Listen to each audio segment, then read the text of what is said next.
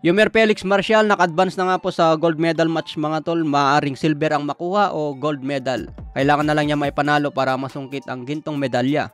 Napakaganda nga po ng panalo ni Marcial kanina sa semifinals kontra Syria. Magalaw itong Syria mga tol pero nakikipagsabayan kay Marcial.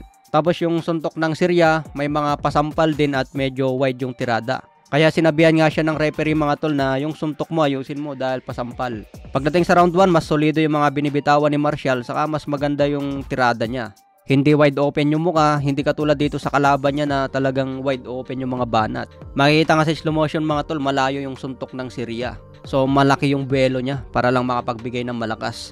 Hindi katulad kay Marcial na tusok-tusok na lang yung suntok. Kaya mas solido kapag tumama. So pagdating nga po ng pangalawang round mga tol, nakipagsabayan itong Syria. So makikita nga po natin dyan sa slow motion, talagang wasawas yung mga tirada ng Syria. Madalas nakaka-counter na tong Syria ng right hook ni Marcial pero hindi pa rin siya nag-adjust. Hanggang sa nasingitan na ng solid itong taga-Syria. Tapos nakipagsabayan pa itong taga-Syria wala na. Finish na mga tol. Tinamaan ng right hook, wala na, hindi na nakarecover. Ganyan din ang naging panalo ni Marcial dun sa quarterfinals laban sa Thailand. So malaki ang nag-improve kay Marcial mga tol, no? Kasi yung suntok niya mas solid na, mas mabigat. Saka mas maganda yung bitawan niya, mas balanse yung katawan. Hindi katulad dito sa mga kalaban niya na nag-overextend, saka wasawas talaga.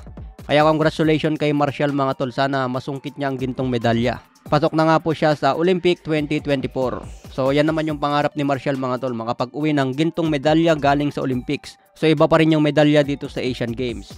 Mas pangarap talaga ni Marcial yung Olympic na gold medal. Sa ibang banda naman, Timothy Bradley, binigyan niya ng warning itong si Terence Bud Crawford.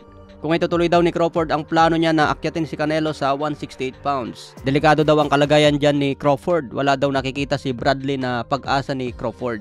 Kaya hanggat maaari manatili na lang daw si Crawford sa 154 pounds o welterweight division. Pabayaan na lang muna si Canelo sa 168 pounds. Kung naglaban nga daw si Canelo at Benavides mga tol, mas pabor pa rin itong si Bradley kay Canelo. Kung nakayanan daw ni Canelo ang mga power shot ni Bivol o sa mas mataas na division, siguradong kakainin lang niya yung mga power shot ni Terence Bud Crawford.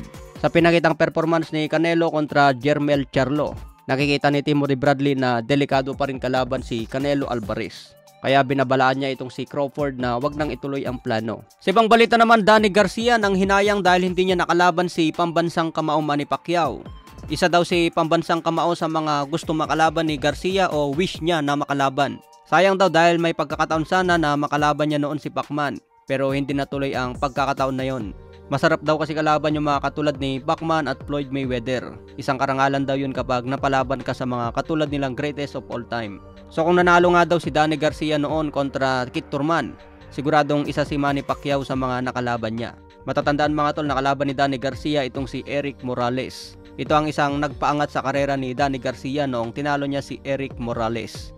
Sabi nga ni Danny Garcia magbibigay siya ng mahirap na laban kay Pacman. May timing at counter puncher daw si Danny Garcia kaya nakakasiguro siya na magbigay ng magandang laban kay Pacman. Okay mga tol, ano kayang mangyayari kung napalaban siya kay Pacman? Matatapos kaya sa stoppage o decision?